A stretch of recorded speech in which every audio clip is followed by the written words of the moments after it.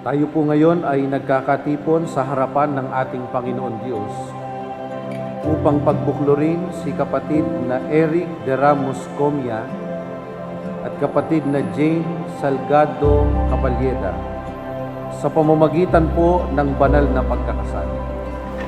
Dapat nating maunawaan na ang pagkakasal ay itinatag ng ating Panginoon Diyos at ito ay pinatutunayan ng mga pahayag na isinasaad sa mga unang aklat ng Biblia.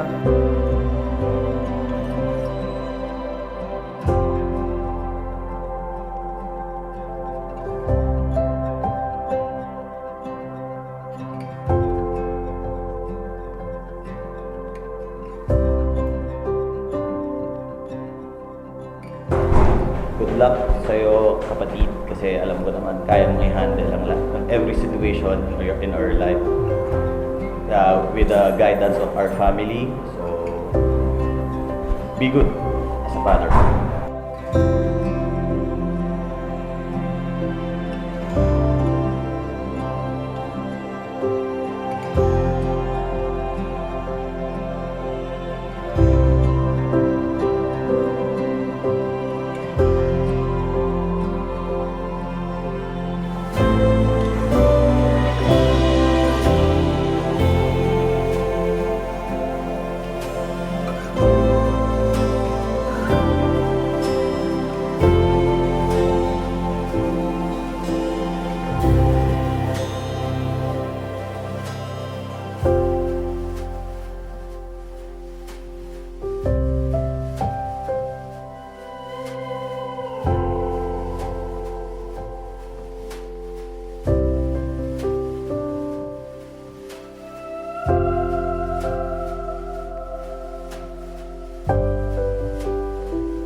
Dapat nating alalahanin kung gayon na ang pag-aasawa ay itinatag ng Diyos para sa kapakinabangan at kaligayahan ng mga taong kanyang nilalang.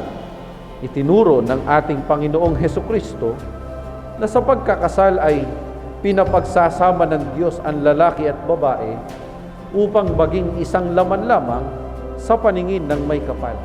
Kapatid na Eric, kapatid na Jane, tinatanggap ba ninyo ang mga kautosang ito ng ating Panginoon Diyos na maging tali ng inyong buklod na pagsasama bilang mag-asawa?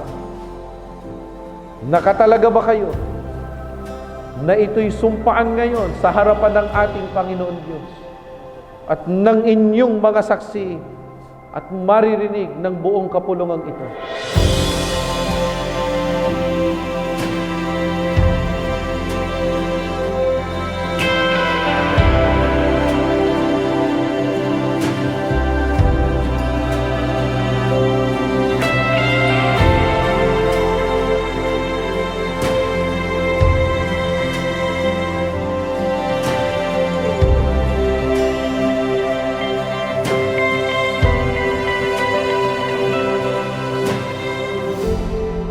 Kapatid na Eric,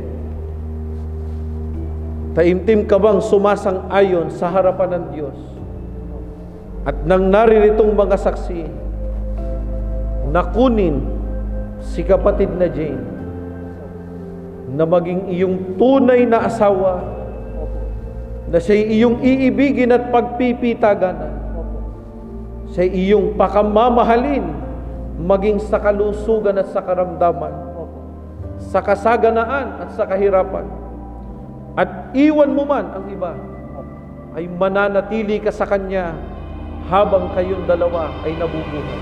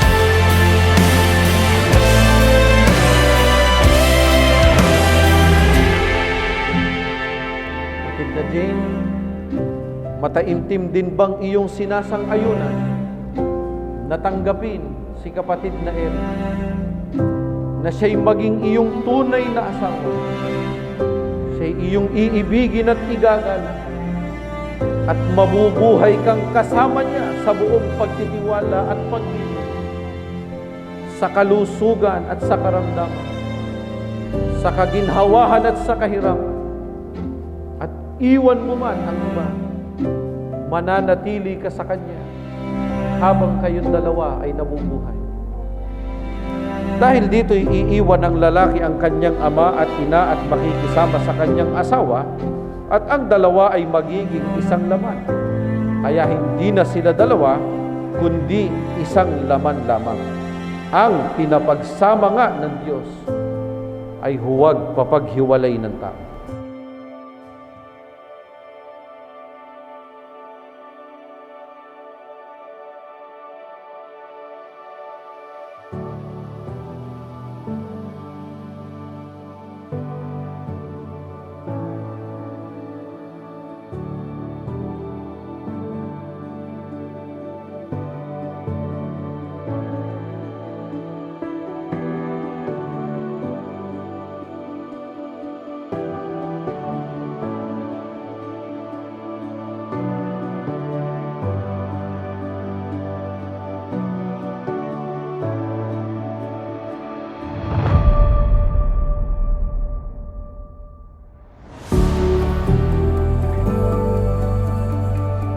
Pera. Ayan o. May pa 1,000.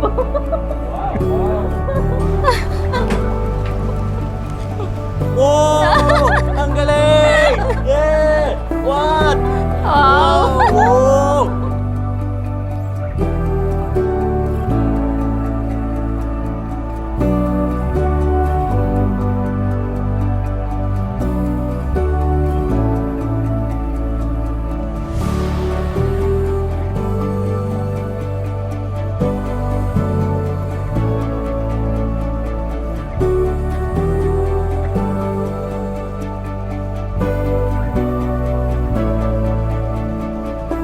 Mga lalaki, ibigin ninyo ang inyong asawa gaya ng pag-ibig ni Kristo sa iglesia.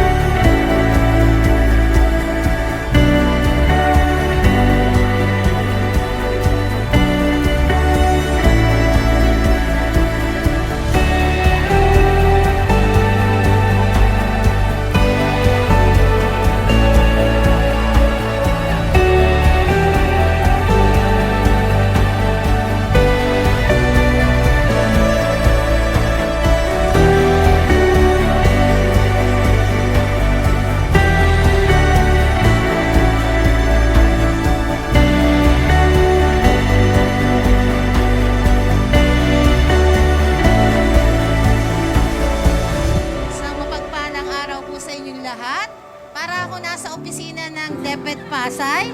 Kulang na lang hanapin ko ang mga papel at pirmahan. Okay. So, unang-una, pinabati ko po ang mag-asawang Mr. Eric and Mrs. Jane Comia. First time ko lang kasi nakita si Mrs. Jane. Kaya maganda pala. Kaya talagang tinalian ni Sir Eric, ano? This is the day that God has made. And we all rejoice for the success of this wedding. Sabi daw, experienced person in having a married life.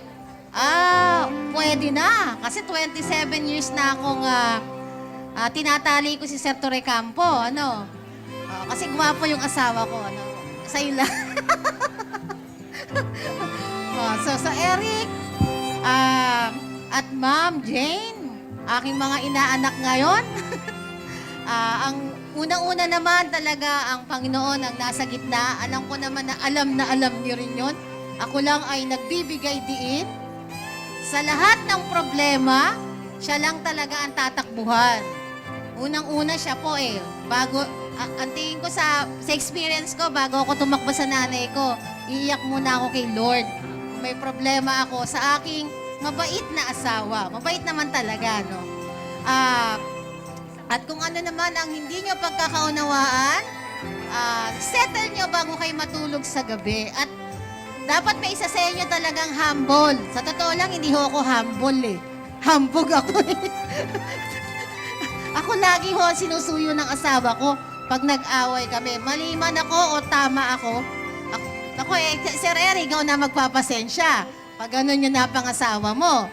Na minsan dahil nga high pride ako, kahit siya na yung mali, ako pa rin yung kakalabitin niya sa gabi. Bati na tayo. So, dapat may isa talagang, kung talagang hindi kaya ng isang mag-sorry. At, syempre, si Sir Eric naman, dapat laging tapat sa kanyang asawa. Yun lang. Kung di pupukpukin ka, buong depet pa sa'yo, pupukpuk sa'yo. Pag tumingin ka sa ibang magandang dalaga.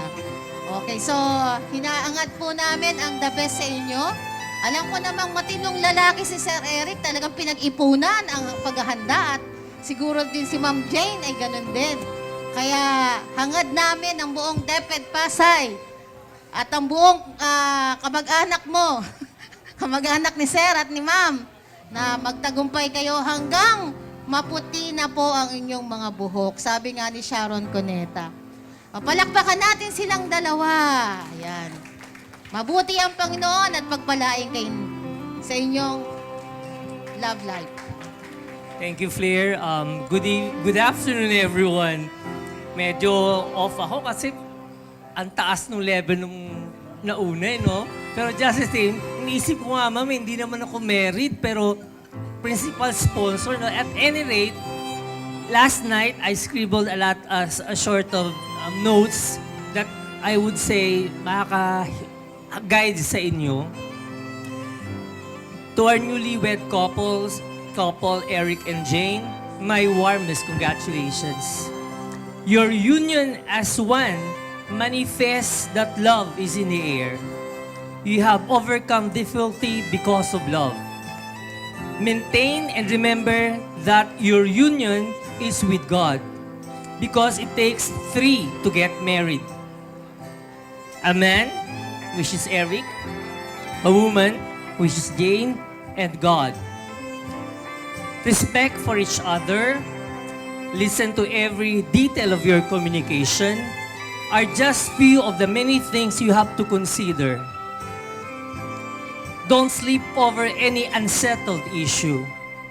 Face it with pure intention of finding the solution to any problem encountered. Enjoy life to the fullest, giving all the support you can give to one another. Once again, my warmest congratulations and magandang araw sa inyong lahat. So, very honored kami na part kami ng bagong yugto ng buhay niyong dalawa. And actually, maraming nagtatanong. We've been married for nearly 23 years now. And tinatanong nila, because we started so young. We got married at like 20 years old, kaming dalawa. So ano daw yung sikreto? Isa lang. Laging tumawag sa Ama kapag may pagsubok. At always remember, your partner should be your best friend. And you'll never go wrong. So congratulations and best wishes. Best wishes and congrats. Kuya, si ate, syempre alagaan mo mabuti. Very maalaga din siya. Nakita namin from the start kung paano niya pinaghahandaan tuwing magkikita kayo o kaya yung first time na pumunta ka sa bahay. Kasi makalat talaga yung bahay namin. So, nagulat ako isang araw, biglang, wow, ang linis ng bahay namin. Yung pala, dadating ka. So, alam namin from the start talaga na, oo, super special. Ayun, super special ka kay ate. And swerte ka kay ate kasi, ano yan eh, sobrang, anong tawag dyan? Sobrang loyal. Masasabi ko, sobrang loyal, sobrang tagal sa relasyon. And sigurado na magtatagal kayo forever. So, congratulations. And thank you din, Kuya. Thank you, Kuya, din for appreciating ate. Ayun. Alam ko naman na bagay kayo sa isa't isa. So, binano yun, no? Binuking. So, yun lang naman. Best wishes para sa inyong dalawa. Congratulations. We are very happy para sa inyo. Actually, kasi, like, paano ba? Yung idea na meron kami ni Ate Jane is like parang magtropa, barkada. So, kumbaga, ito is just a suspended judgment lang naman kay ate. Kasi parang, actually, I don't know her personally. Kasi nagulat na lang ako, yung kapatid ko, ikakasal na. O sabi niya, Tol, uwi ka. Ha? Sabi niya, Tol, uwi ka kasi ikakasal daw siya. Pero kukunin kitang best man, sabi niya ganon. Kukunin daw niya ang best man, pero kailangan may ayuda. Sabi niya. sabi, mahal na nga ng ticket, tapos uwi, tapos may ayuda pa. O sige na nga, para makasal ka na nga lang. Sige, tuloy na natin yan. And anyway, going back to Ate Jane. Si Ate Jane kasi parang is parang contrast siya ng kapatid ko. Not just on the complexion itself. Like, hindi, like, yeah. Actually, kasi naghanap ako ng pinakamagandang sasabihin sa Google. Kaso lang, may bayad. So, wala akong cash. So, di ako prepare. So, yun. Sabi ko nga, like, contrast siya ng kapatid ko. At the same time, may blueprint naman siya ng nanay ko. Ayan. Babaga kasi, wala naman... Hindi, wala naman eh. Hindi totoo.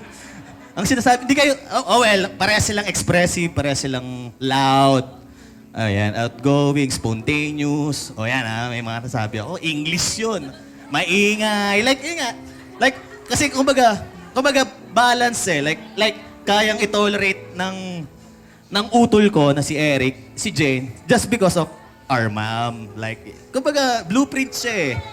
Diba? Like, ganun kasi kami pinalaki ng mga magulang namin. Like, ganun. Kailangan balance sa pamilya. And going back to sa utol ko naman, ito yung utol ko, talaga yan eh.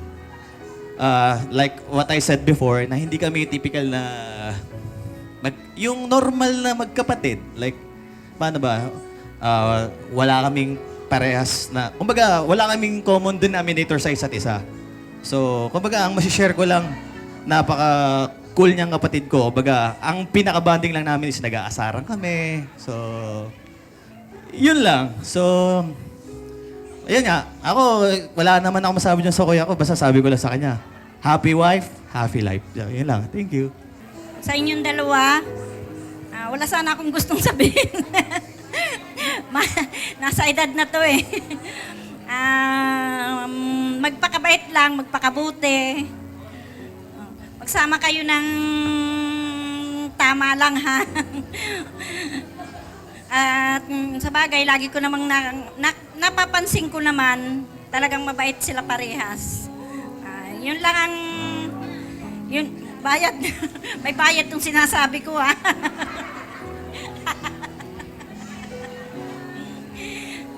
Yung totoo, nalulungkot naman ako na na sila. Pero wala naman kaming magagawang mga magulang, kundi lagi pa rin naman ko silang makikita. At sana, huwag kayong makakalimot sa amin, ha? Yun lang. Baka maiyak ako. Hello everybody. Thanks for coming to attend the special day of Eric and Jane. Congrats to both of you. We are here to celebrate, but we need to wear masks. For the last 2 days, nahirapan akong makatulog kasi naiisip ko palagi na yung nalalapit ng kanilang pag-isang dibdib.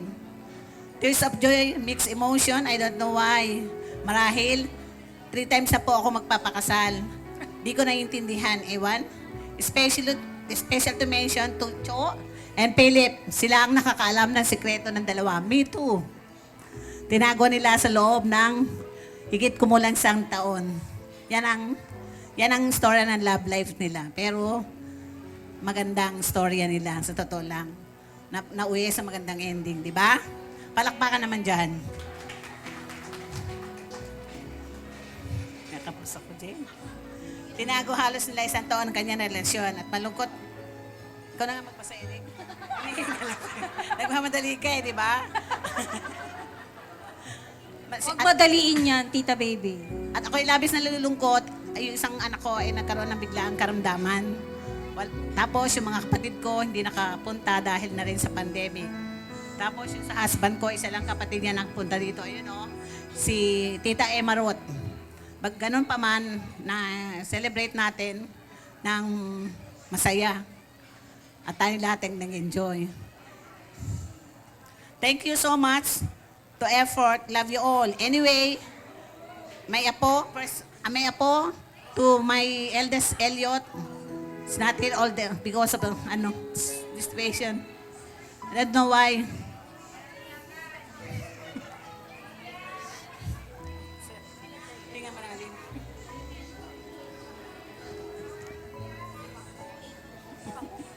At ang aking bunso, walang iba, patsasaway at all time.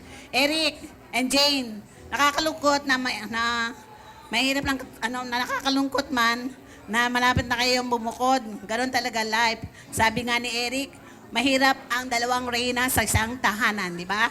Yun ang katotohanan. Pero wala naman problema sa akin yan.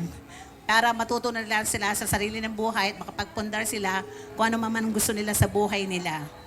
Again, Eric and Jane, walang pataasan ng ere kung sino malaki sahod, kung sino mataas ang posisyon. Ang importante, magmahalan at magrespeto sa isa't isa.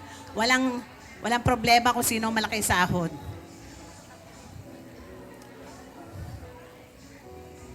Ay, naku, ayoko na. Wala na, Eric, tapos na? Hindi ko na mabasa. Pakibasa mo lang. Hindi ko na magbasa. Alin dito, Mami? Asa? Tapusin mo yan, Jane. Pinaghirapan ni tita yan. Hindi siya nakatulog. Parang ang doktor, Mami.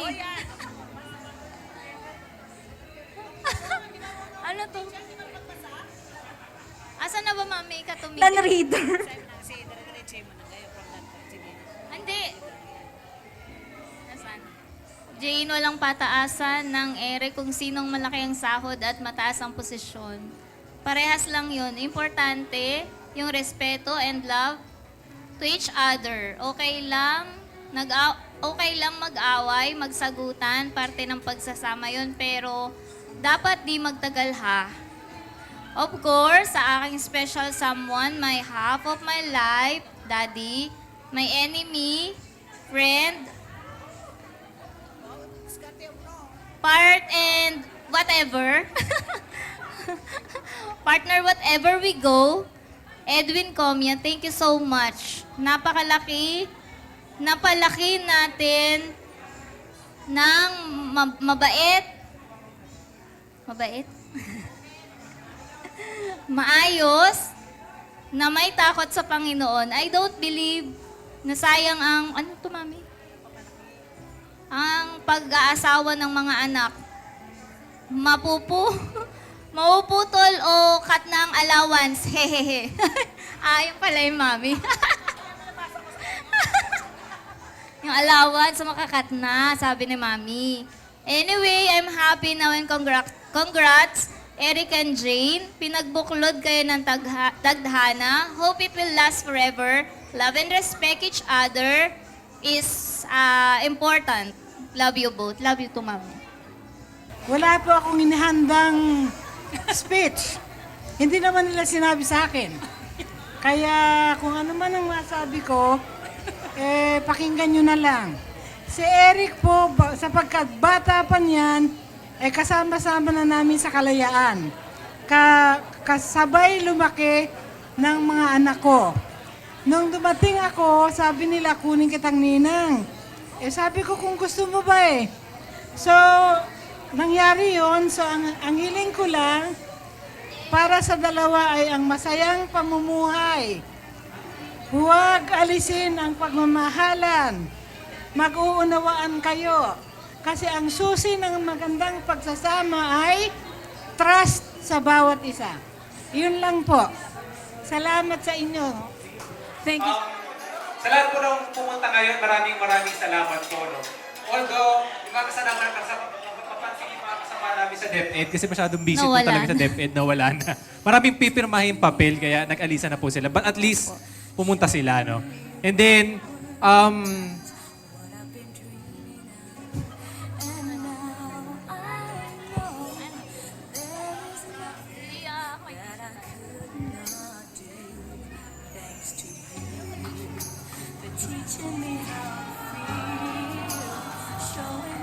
Iyakin.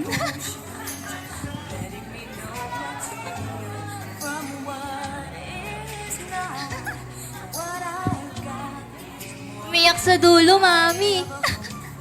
Panalo ko sa pustahan natin. Tears of joy po.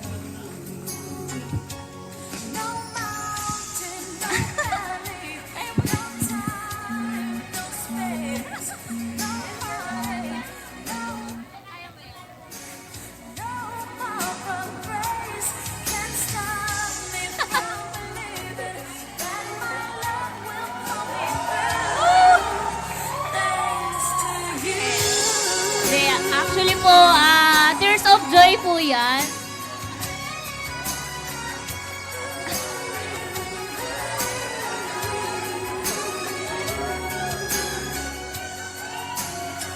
Tears of Jane. Pinahirapan mo ba? time na pasensya na po. Hindi, nagpapasalamat po ako sa mga umatin. Lalo na yung hindi mo inakalang atin. Umaten. Hindi, na-appreciate ko lang po yung mga umatin. Hindi ko na po isa-isahin. Pero yung mga, kung ano pala yung in-instill mo kabaitan sa kapwa, babalik na babalik din pala sa'yo.